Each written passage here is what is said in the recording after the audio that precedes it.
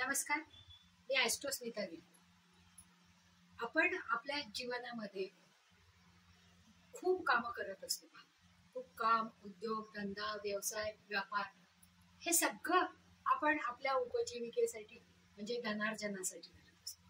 आणि मग हे धनार्जन करण्यासाठी आपल्याला विविध ग्रहांचं पाठबळ.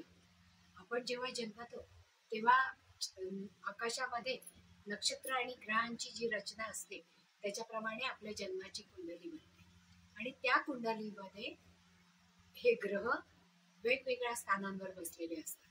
मग आपल्याला कोणत्या ग्रहांचा उपयोग आपला उत्कर्ष करून घेण्यासाठी किंवा आपली साधन संपत्ती वाढवण्यासाठी होणार आहे याचा विचार आज आपण या व्हिडिओमध्ये करणार आहोत. तर आतापर्यंत आपण धनु लग्नापर्यंतच्या कुंडल्या पाहिल्या. आज आपण मकर लग्नाची कुंडली पाहणार.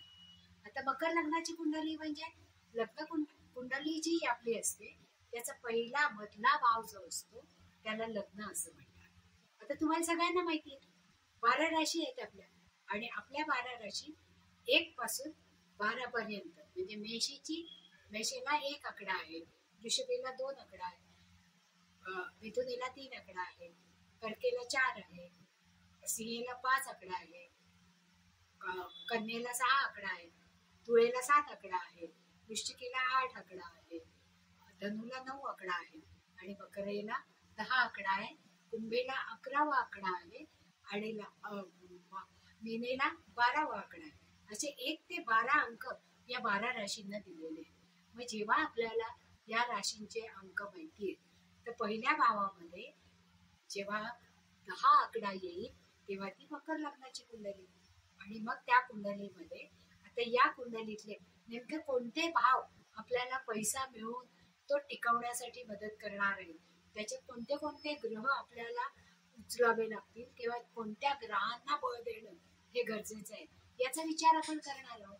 त्याच्यासाठी ज्या वेळेस मकर लग्न हे 10 आकड्यांनी पहिल्या स्थानात दाखवलं जाईल तेव्हा धनस्थानाचा 11वा आकडा येईल. 11वा आकडा म्हणजे कुंभेचा आकडा आहे. मग कुंभ राशीचा स्वामी शनी आहे. कारण धनस्थान आपण कशासाठी बघतो की आपल्या जन्मानंतर आपल्याला जो इझी मनी, कुटुंब सौख्य, आई वडील किंवा आपल्या वडिलोपार्जित आलेली प्रॉपर्टी ही सगळी आपल्याला त्या कुटुंबस्थानावरून मिळते.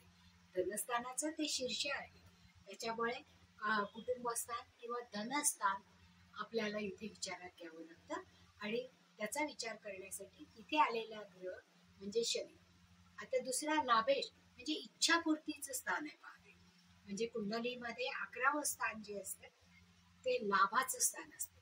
आपण जे जी काही कर्म करतो आयुष्यामध्ये त्या सगळ्यातून आपल्याला जो लाभ मिळतो तो त्या स्थानावरनं म्हणजे 11व्या स्थानावरनं पाहतो. मग 11व्या स्थानामध्ये आपल्याला वृश्चिक रास ही मिळालेली आहे.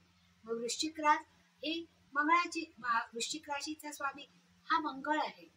त्यामुळे शनी आणि मंगळ हे 2 ग्रह पहिल्या रँकचे आपल्याला